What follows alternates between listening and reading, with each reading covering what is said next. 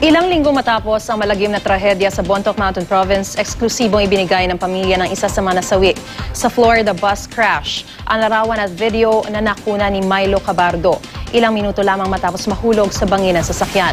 Ayon sa ina ni Milo, bagamat duguan na noong panahon na iyon, pinilit pa rin daw ng anak na idokumento ang pangyayari upang magamit sa investigasyon.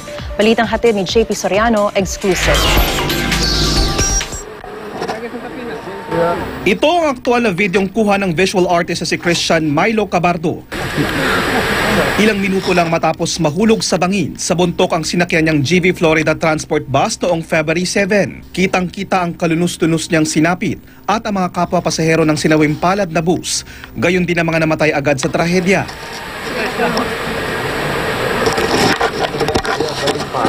Ibinahagi ng pamilya ni Milo ang kanyang mga kuha sa GMA News para raw makita ng mundo ang sinapit ng mga biktima, pati na ni Milo.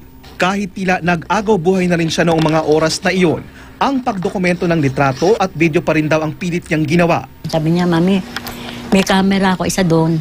Nag-video shoot ako nang marinig ko sumisigaw ang driver na wala tayong preno. Tapos may narinig siya sumisigaw na ibangga mo sa pader.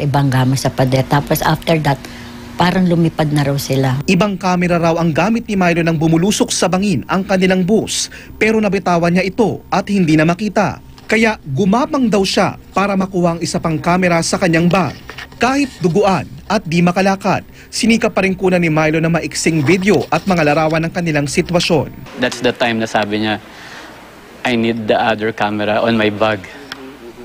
Kailangan kong picturean lahat to. Kailangan kung ma-document lahat, ma-video, and if ever na tumatakbo na rin sa isip niya somehow na kung hindi ko survive to, kasi nga it's probably on pain yung brother ko at that time. Sabi niya kailangan makita ng mga tao kung gaano kagrabe yung accident. Sa larawang ito makikita ang kanyang mukha na duguan. Kinunan daw ni Milo ang sarili upang malaman kung saan nanggagaling ang dugo sa kanyang mukha. Nakunan din ni Milo ang bus na nagdala sa kanila sa kapahamakan. Pero ang nakakakilabot ay ang sandaling video na ito kung saan makikita ang mga sugatan at wala ng buhay. Mami, nakita ko si Tado, patay. Nakita ko si David, patay. Ang daming nakakalat. Ito, Mami, yung pinicturan pati yung sarili ko. Yung pinakita niya sa akin lahat yun. Isa si Milo sa mga na-airlift sa tulong ng Philippine Air Force at ang grupo nila Gang Badoy. Pagdating sa isang pribadong ospital sa Maynila, agad sumailalim sa operasyon si Milo. Habang ang kanyang inang si Estrella nagbus pabalik ng Maynila. Pero pagdating niya sa ospital sa Maynila, di na niya muli pang nakausap ang anak. Matapos magkakomplikasyon at kalaunay, bawian na ng buhay. Sabi nila, ganun daw ang buhay. Kaya lang, ang sakit pala. Ang hirap pala ng mawalan ng anak.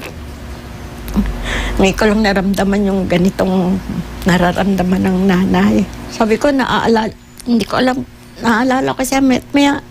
Marami sanang pangarap si Milo na isang aspiring filmmaker, tattoo artist, graphic designer at pintor. Ikakasal na dapat siya sa kanyang kasintahan ng 7 taon sa Disyembre. Pero hanggang sa huling mga sandali ng kanyang buhay, hindi pinalampas ni Milo ang pagkakataong maikwento at madokumento ang nangyari sa kanya at kanya mga kasamahan. For a normal person, ang first na may isip mo is to cry for help. Hindi para isipin na kailangan ko i-document or i-video lahat ng nangyayari. Pero as time passed by, medyo, ayan na, naisip namin, grabe talaga siya. Ito pa rin yung una niya naisip to tell a story to us kung ano yung nangyari regarding the accident. JP Soriano, GMA News.